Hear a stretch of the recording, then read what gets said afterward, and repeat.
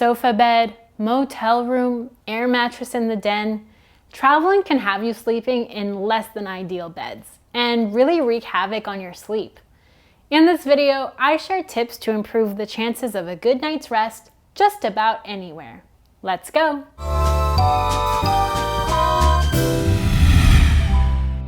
Not sleeping well is annoying and can have a lot of negative effects on our overall health.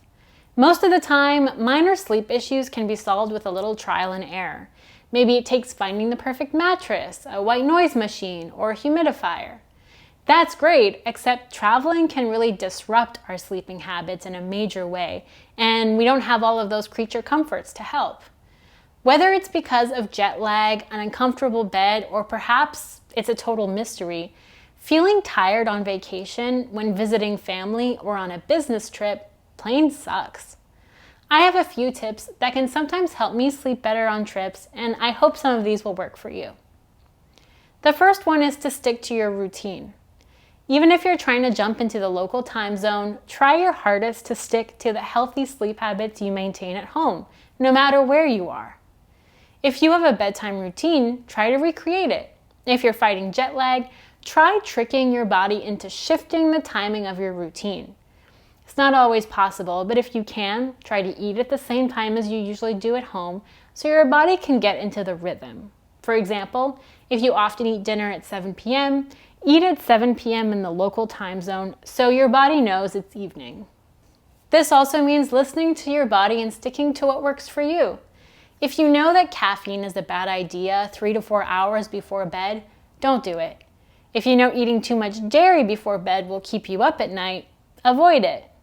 Bottom line, don't throw all your hard-won knowledge and habits out the window because you're on holiday or in a new place. The second tip is gentle exercise.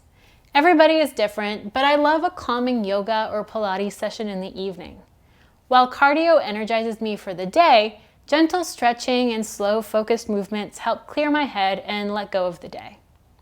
My Pilates instructor also showed me a trick that supposedly helps you sleep.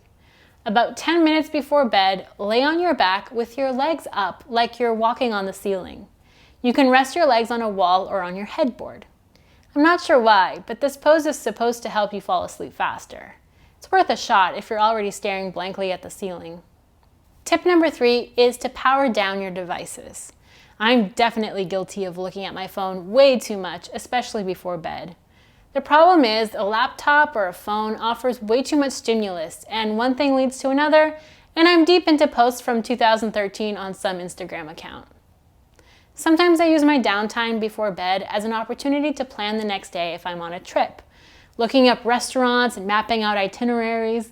But unless this is a way for you to relieve anxiety, perhaps related to the unknowns of the next day, I suggest not getting into planning mode at bedtime. If you are addicted to screens, guilty, use the night shift tool for iPhones and Apple computers to dim the screen as the evening progresses so your eyes have a bit of respite. Aromatherapy is my next tip. If you can spare the room in your luggage, a little bottle of essential oil can go a long way. Take 2 drops of a lavender blend or something else you find soothing and rub it on your temples and on your neck.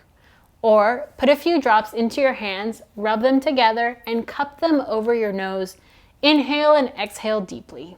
Spritzing a little room spray, perfume, or essential oil spray on your pillow can also have a similar effect, as long as you enjoy the smell.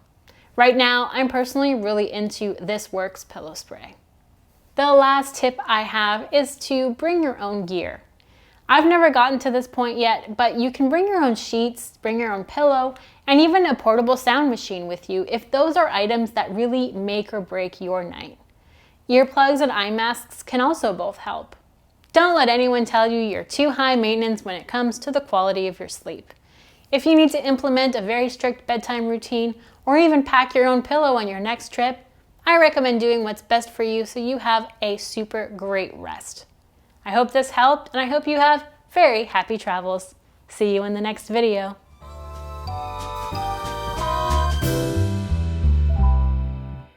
Thanks for watching this video until the end.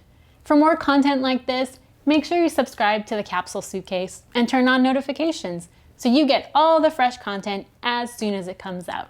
Thanks for supporting this channel. Happy travels!